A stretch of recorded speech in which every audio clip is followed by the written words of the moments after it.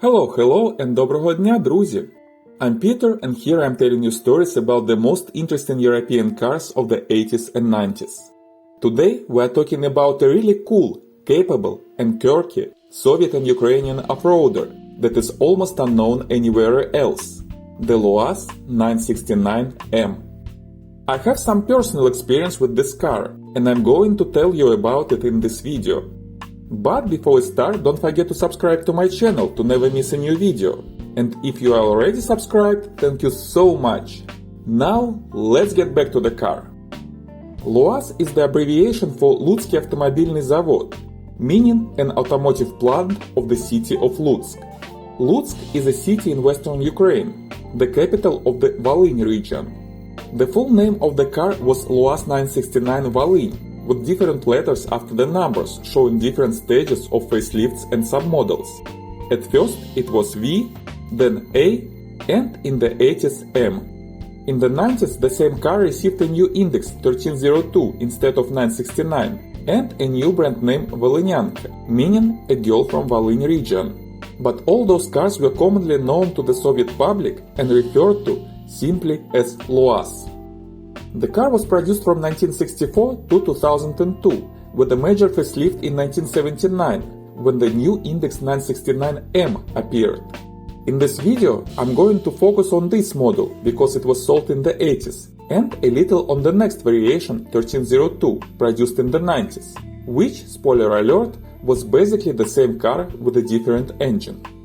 In total, about 230,000 of the 969M cars were produced from 1979 to 1996, and only about 12,000 of the 1302 cars were made from 1990 to 2002. But to deeply understand what those cars were and why they appeared, we need first of all to take a look at their history, and this is a really fascinating story. The LuAZ was the first mass-produced Soviet car with a front-wheel drive arrangement. It also was the first Soviet full-wheel drive car specifically designed for civilians and not for the army. But at the same time, it did have very strong military connections. And it was the first Soviet off-roader sold to private persons. Before it, full-wheel drive cars were sold only to military, government-owned enterprises, and government-owned collective farms. But let's start from the very beginning. The story of LuAZ begins from the Korean War of 1950-1953. The Soviet army didn't participate in the war directly, but the Soviet Union supplied machines and weapons, and Soviet military advisors closely watched the details of their combat application. As a result, it was concluded that the GAZ-67 and the new GAZ-69, which were the main light transporters of the Soviet army, were too heavy and not good enough for supplement operations in real combat conditions, such as supply of ammunition or evacuation of wounded combatants. The Soviet army needed a new car, very light and designed specifically for light-duty operations in the heavy-duty off-road environment.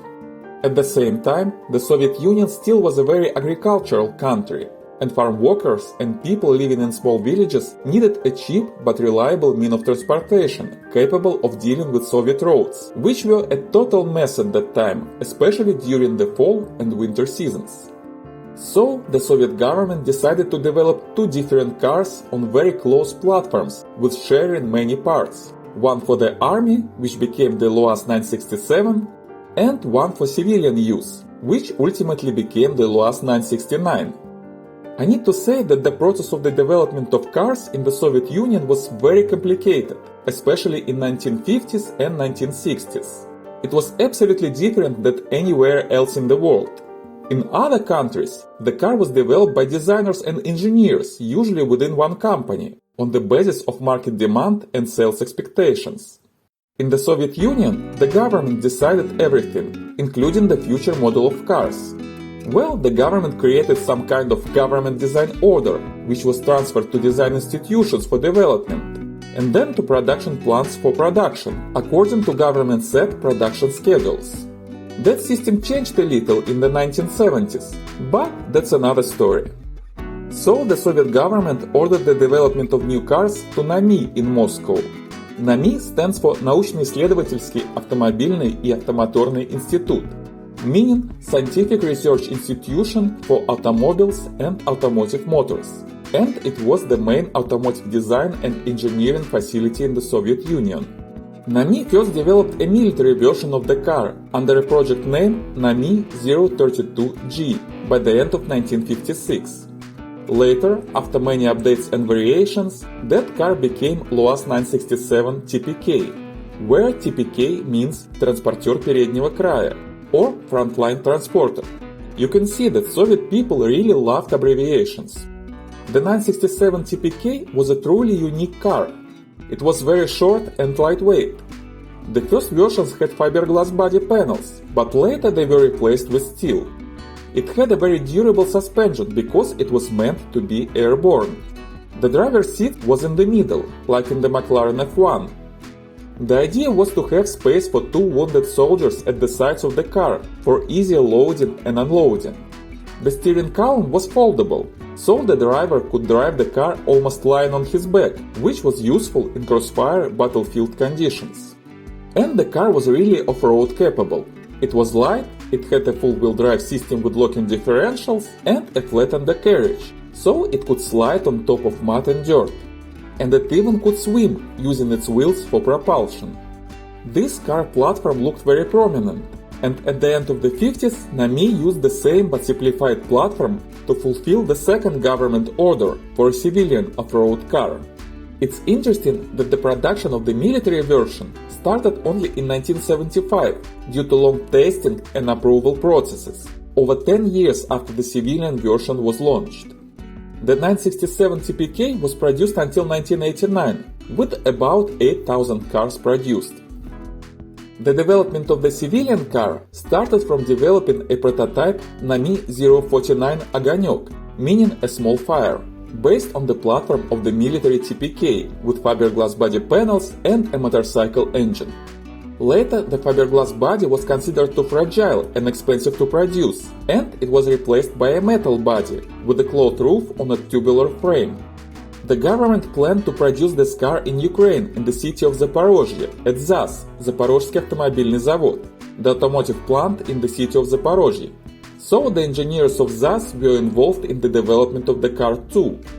They proposed to replace the motorcycle engine with the air-cooled V4 engine of another ZAZ car, ZAZ 965, and that was done. In 1964, the first test batch of 50 cars was produced at ZAZ under the name ZAZ 969. But soon it became clear that ZAZ didn't have the production capacity for the second car, and the production of the new car was moved to another Ukrainian plant in Lutzk. That plant never produced cars before, specializing primarily in trailers, refrigerators, and agricultural equipment. But it had good engineers, skilled workers, and production capacity. So production started there in 1966. The first produced cars were front-wheel drive only, because the components of the full-wheel drive system were not available yet. So those cars were sold under the name ZAZ 969V, or later LuAZ 969V, with V standing for временный, meaning temporary. But as always, nothing is more permanent than temporary. So that temporary version was produced for 6 years, until 1972. In 1971, at last, the full-wheel drive version appeared. It had the index 969 without letters.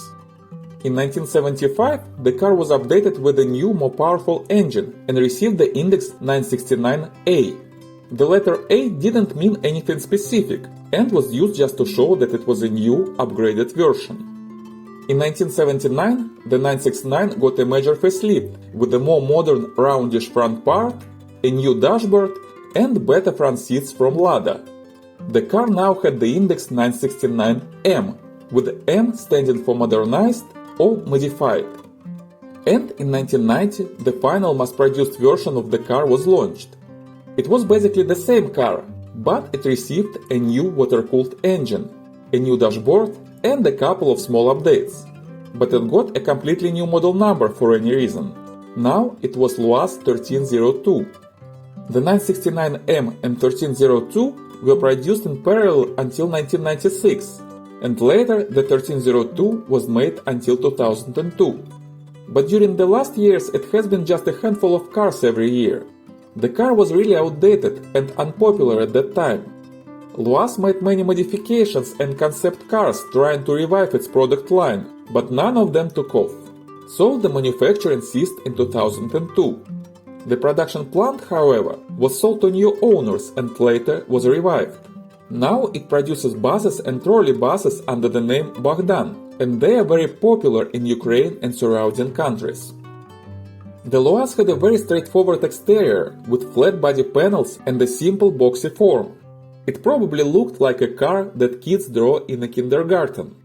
The front part of the M version became softer looking and not as boxy as the first models, but still it was very simple. The car had 3 doors, 2 by the sides and 1 door, more like a tailgate, in the rear. The rear passengers, by the way, were supposed to get into the car through the back door. In my previous video about the Peugeot 205, I told you that the 205 was a very small car. Well, the LuAZ was even shorter. It was a really small car with a length of only 337 centimeters or 11 feet 3 inches. The wheelbase was only 180 centimeters or 6 feet. The width was 164 centimeters or 5 feet 5 inches. But the car was relatively tall, with 179 centimeters or almost 6 feet, so there was a decent cubic space inside. All cars from the factory had only a cloth tilt roof on a tubular frame. You can find many pictures of LuAZ with a plastic or metal roof, but all those are aftermarket improvements. The cloth roof had a very bad noise and temperature insulation, but it helped to keep the center of gravity very low and avoid rollovers in off-road conditions. All windows were flat. That didn't help the aerodynamics, although it wasn't important considering the dynamics of the car itself. But it helped to decrease the production costs and gave the car a brutal look. The windshield wipers in all 969 models were installed on the upper edge of the windshield, like in old trucks, and the mechanism of the wipers was exposed. But in the 1302 modification, the wipers were moved below the windshield, in a traditional place for passenger cars. Inside, the LuAZ was very simple, even Spartan. Speaking directly, it had the comfort level of a lawn mower. But it was functional and surprisingly spacious enough for its purpose. The car had 4 seats.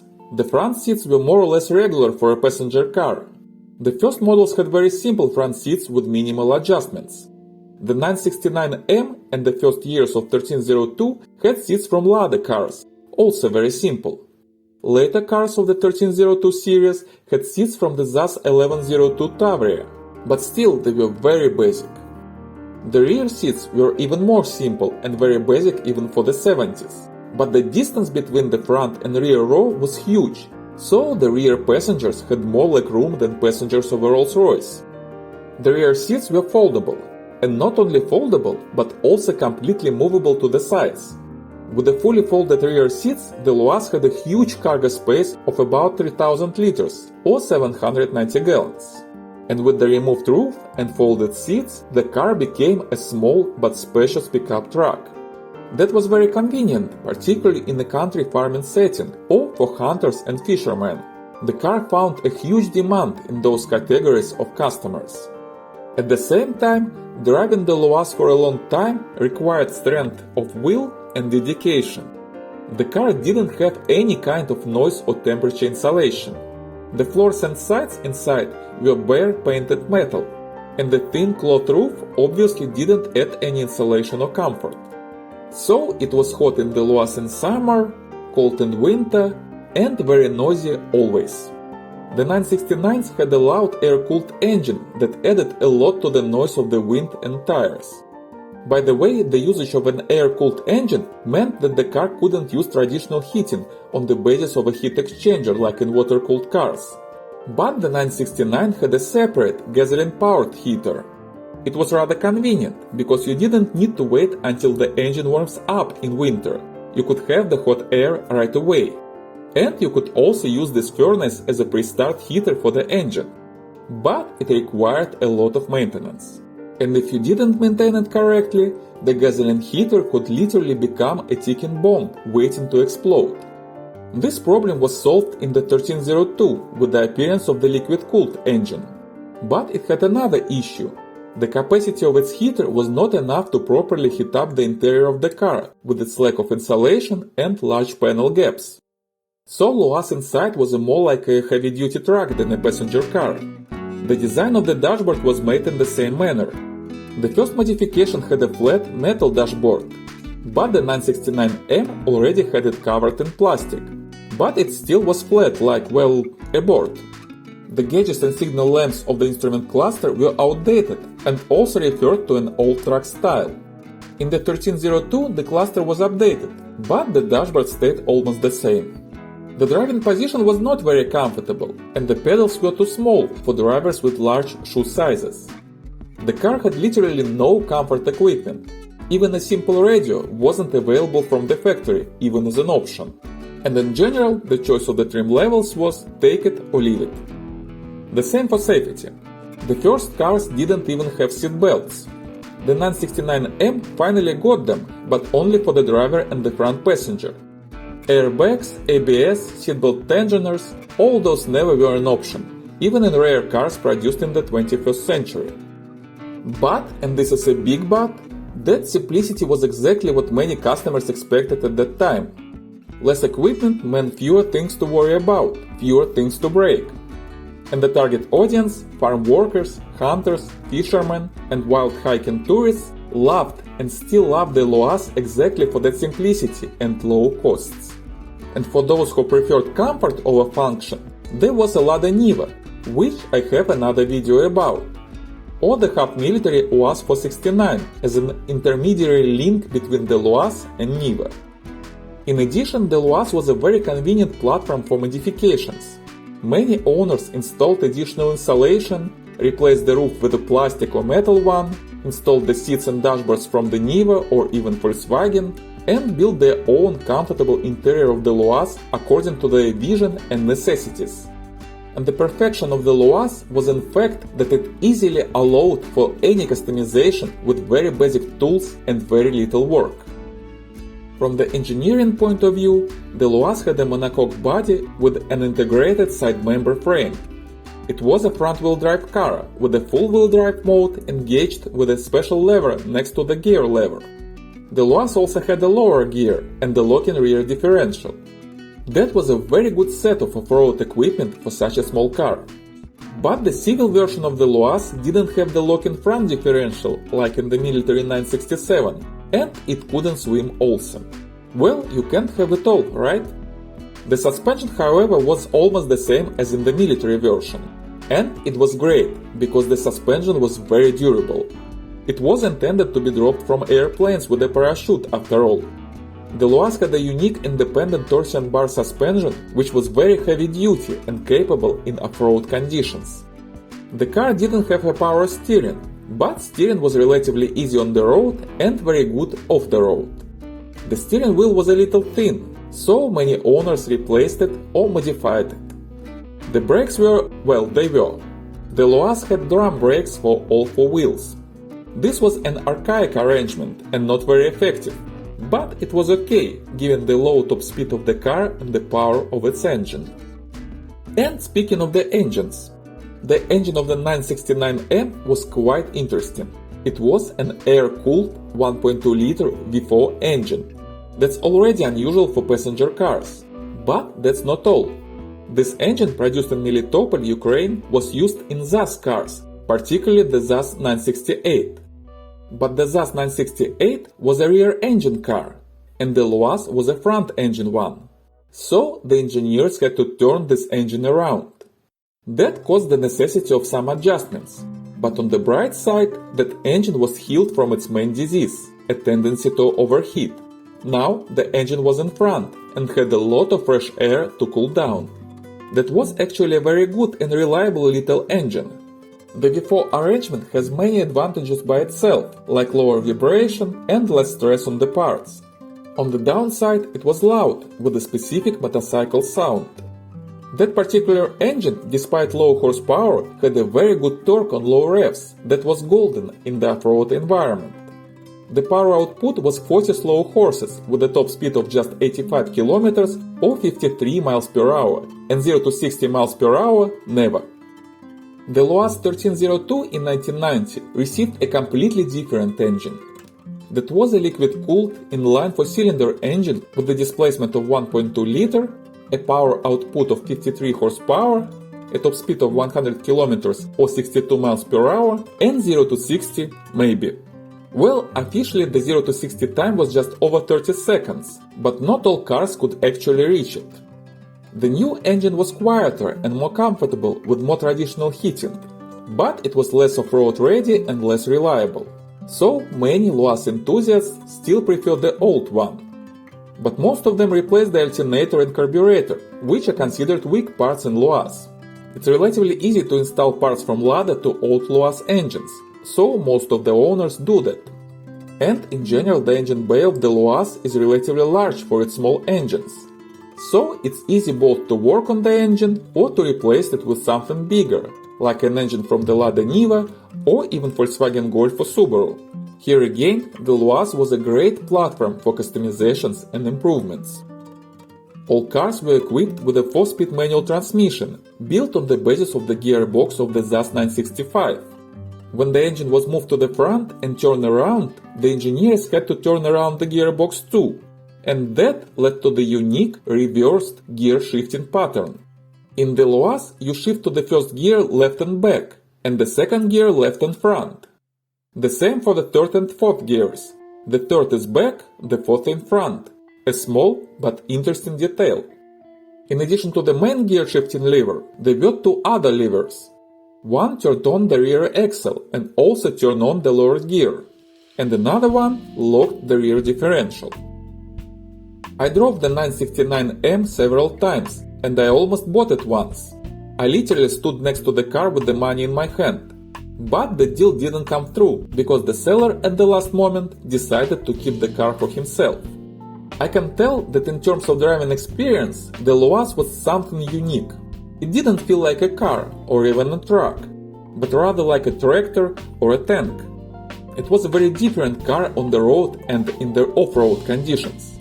Its natural environment was a rough outdoor setting: fields, woods, hills, dust and mud. It was an animal that preferred wandering in the wilderness. The LuAZ, despite its small engine, was a very capable off-roader. It was very lightweight, only 950 kilos or 2100 pounds. So in mud it could just slide along the surface and didn't drone like larger and heavier cars. It had a huge ground clearance of over 28 centimeters or 11 inches. With its short wheelbase and short body overhangs, that meant that it could overtake large bumps or dips easily.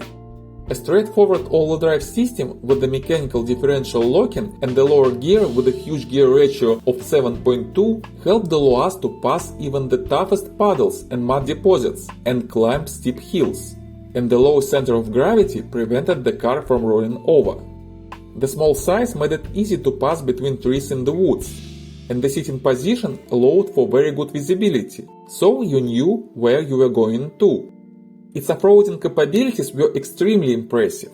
They were actually better than many modern off-road cars have.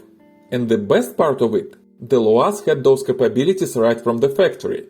You know, the real off-road car is a car that gets stuck in places where other cars will never get to. Well, LuAZ was that kind of a car. And in that setting, it was a comfortable car too. The suspension was relatively soft and even pleasant, and moving at slow speeds was pretty calm and relaxed. But paved asphalt roads were not a comfort zone for the LuAZ.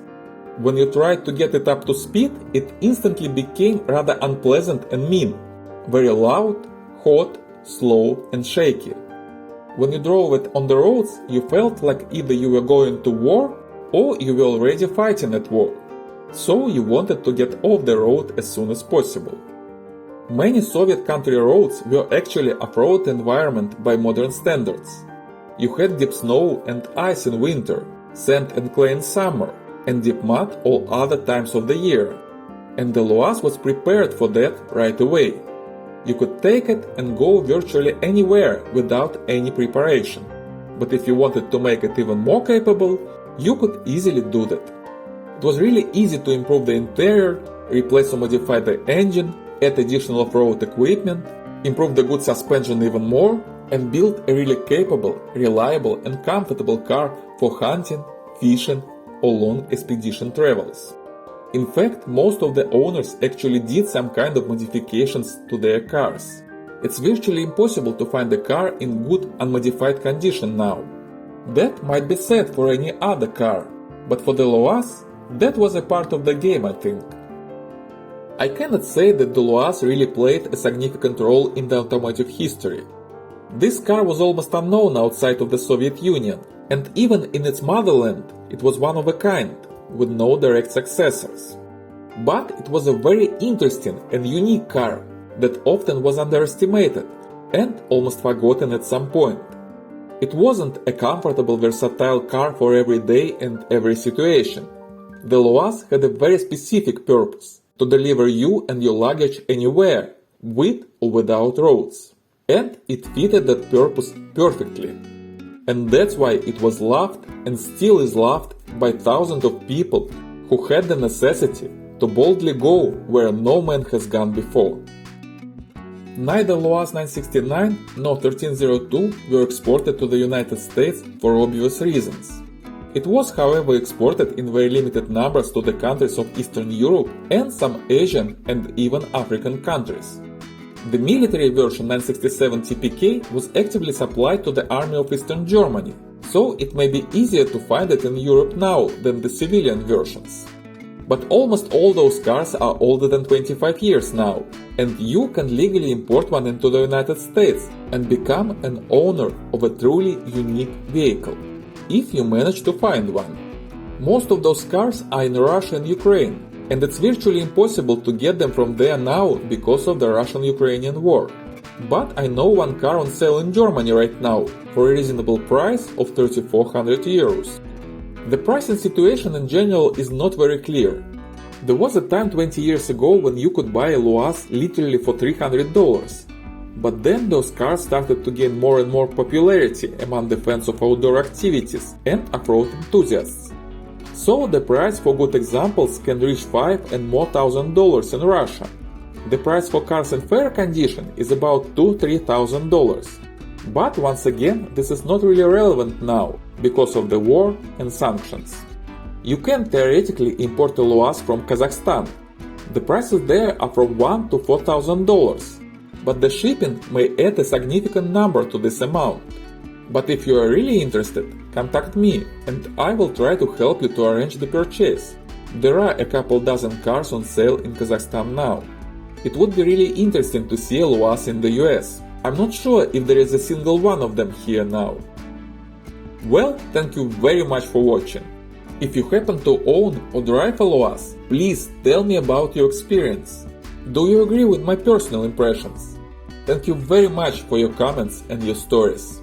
And if you like this video, please give me a thumbs up and subscribe to the channel.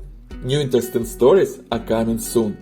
If you want to support this channel even more and help me make new videos, you can buy me a coffee by the link in the description below. Or simply don't skip YouTube commercials on my videos. Дуже дякую, друзі, and see you next time!